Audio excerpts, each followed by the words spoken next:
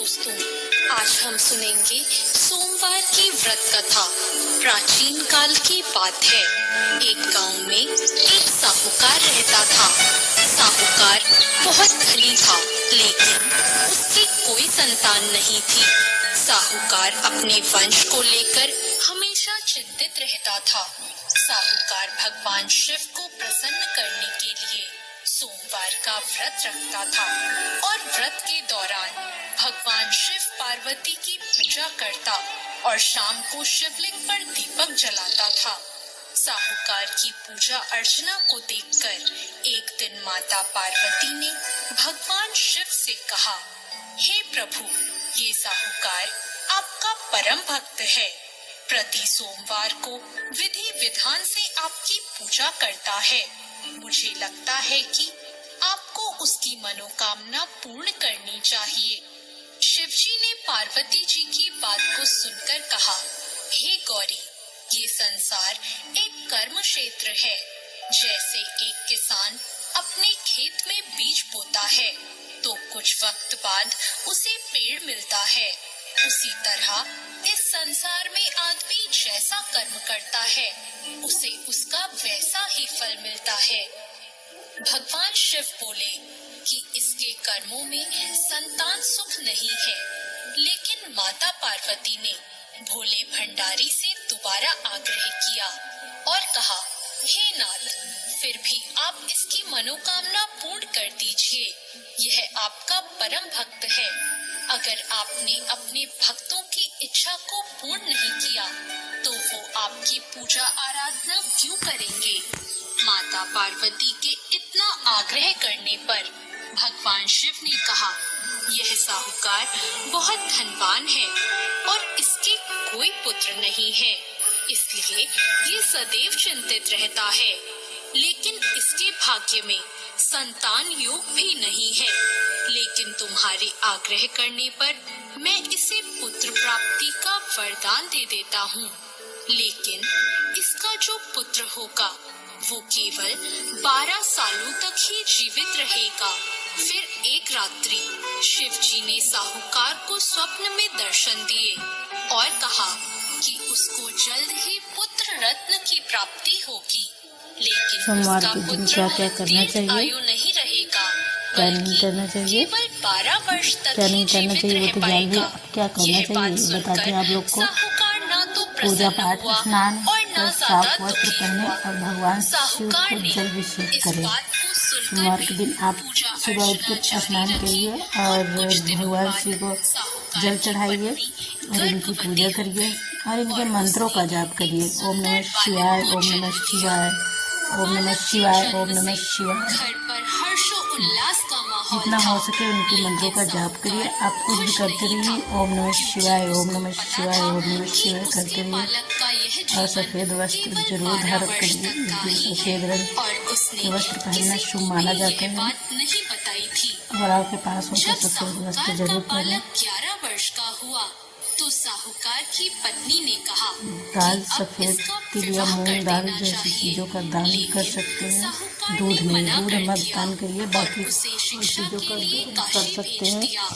साहूकार ने बालक के हरिओम मामा को हरिओम करते बुलाया रहिए, शांत और रहिए, पैसे मन को देकर शांत और उन्हें बालक सकारात्मक के साथ रखें। काशी जाने गौ का माता को आदेश रोटी दिया। खिलाएं फिर और साहूकार सोमवार के ने दिन मामा गौ माता भांजे को से रोटी कहा खिलाएं। कि वह काशी जरूर जाते से समय जरूर रास्ते इन में बातों को यज्ञ ध्यान करते में हुए रखते हुए शिव और जी प्रसन्न ब्राह्मणों होंगे। को अगर ये भोजन सब आप कराते करेंगे हुए ही तो जाए। भगवान शिव जी दोनों बहुत मामा प्रसन्न होंगे। भांजों ने ऐसा ही किया।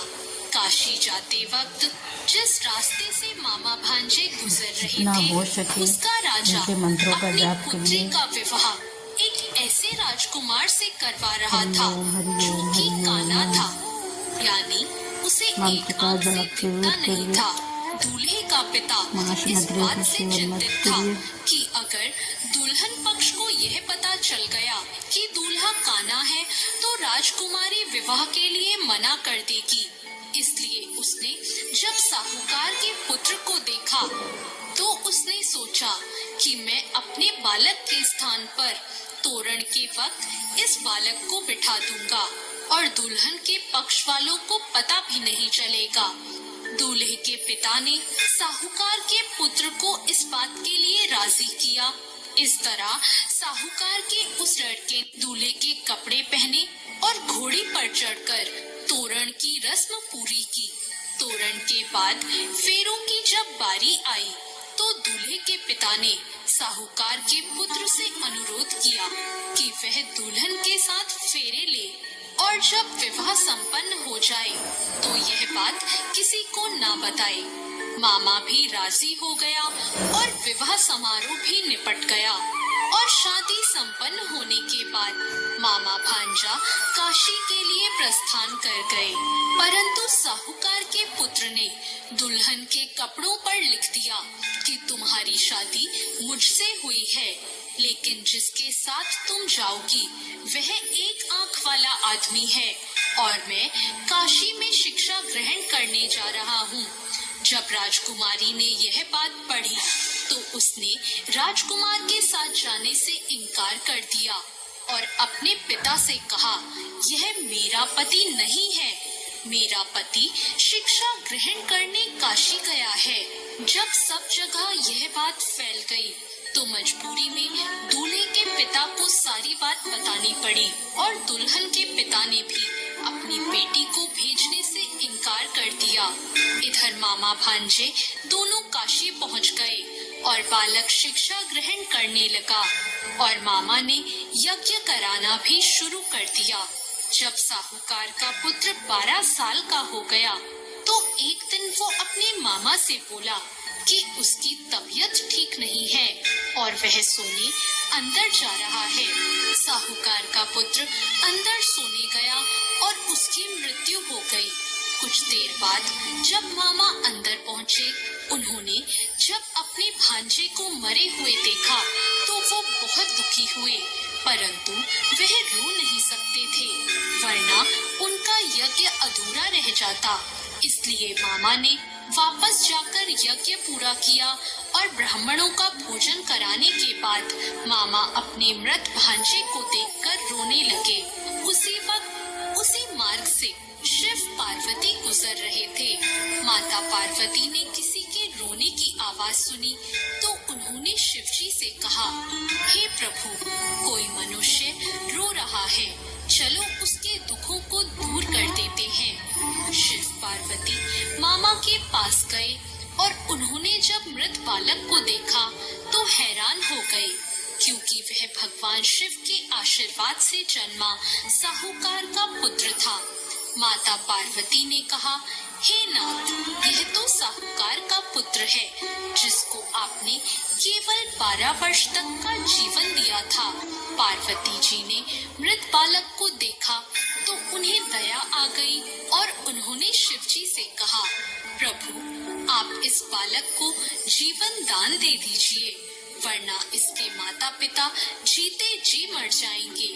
माता पार्वती के आग्रह करने पर शिवजी ने उनकी बात मान ली और उसे जीवन दान दे दिया। साहूकार का पुत्र जीवित हो गया और मामा भांजे अपने घर की ओर प्रस्थान के लिए चल दिए। रास्ते में साहूकार का पुत्र उसी शहर से गुजरा जहां उसका विवाह हुआ था। दुल्हन के पिता ने बालक को पहचान लिया और मामा भांजों को लेकर अपने महल आ गए। दुल्हन के पिता ने एक समारोह किया और अपनी पुत्री को साहूकार के साथ भेज दिया।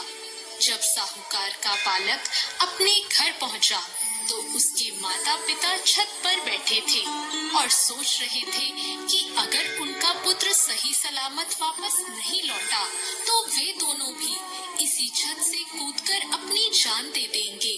पर उसी समय उसके मामा वहां आ गए और उन्होंने बताया कि उनका पुत्र जीवित है और विवाह करके वापस लौटा है। साहूकार ने अपने बालक को जीवित देखा तो खुशी से उसका स्वागत किया और साहूकार का पूरा परिवार खुशी खुशी अपना जीवन बिताने लगा। जैसे भोले